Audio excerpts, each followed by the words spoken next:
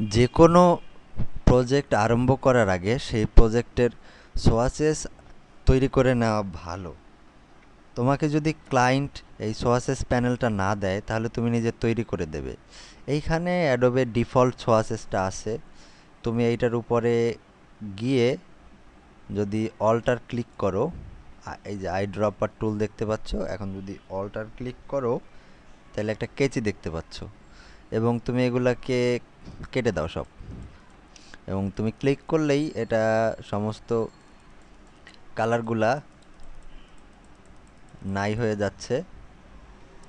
হ্যাঁ, এরপরে তুমি যদি তোমার নিজস্ব সোয়াস তৈরি করতে চাও তাহলে তুমি এই আই ড্রপার টুলটা দিয়া এইটার উপরে নিয়ে নাম দাও, এই কালারটার নাম দাও এবং এইটার নাম হয়ে এই যখন তুমি আই ড্রপার টুল নিয়ে এইটার উপরে ক্লিক করবা তখন এখানে সেই কালারটা চলে আসবে।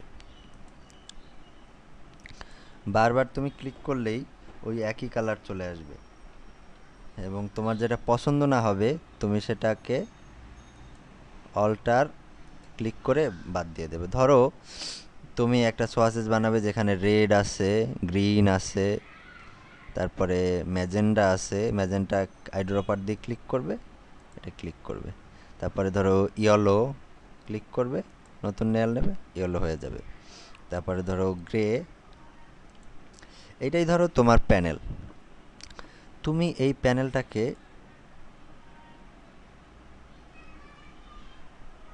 সেভ করতে পারো। সেভ সোয়াসেস ক্লিক করলেই ধরো ডেস্কটপে ক্লিক করলা, মাই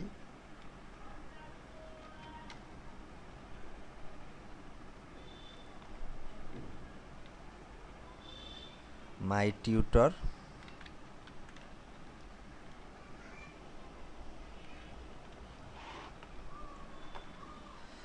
হ্যাঁ, এবং সেভ করলা এটাকে। তুমি যদি এখন এটাকে রিসেট দাও তাহলে অ্যাডোবের যে ডিফল্ট কালারগুলো আছে সেইগুলো চলে আসবে।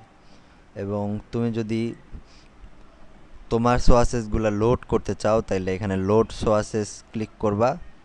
হ্যাঁ, ডেস্কটপে তোমার সোয়াসেস রাখা আছে, মাই টিউটর লোড করবা এবং সেগুলো এই যে নিচ দিক দিয়ে লোড হয়ে গেছে। যদি তোমার এগুলো তুমি রিপ্লেস করতে চাও শুধু রিপ্লেসে ক্লিক করবা তাহলে তোমার এই অল্প কয়েকটা সোয়াসেস চলে আসবে যে কয়টা তুমি কাজ করতে কাজে লাগাবা, যে কালারগুলা।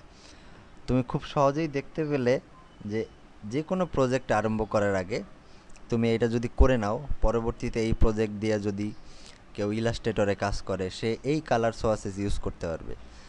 যদি কেউ ইনডিজাইনে কাজ করে সে এই কালার সোয়াসেস ইউজ করতে পারবে। অন্য কোনো প্রজেক্টে যদি অন্য কেউ কাজ করতে চায় কিংবা এটা যদি তোমার কাজগুলো যদি প্রিন্টিং মিডিয়াতে যায় তাহলে সবাই এই সোয়াসেস কালারগুলো ইউজ করতে পারবে।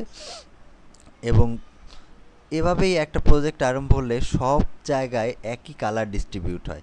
অতএব কাজ করার আগে সবসময় নিজস্ব সোয়াসেস তৈরি করে নেওয়া ভালো।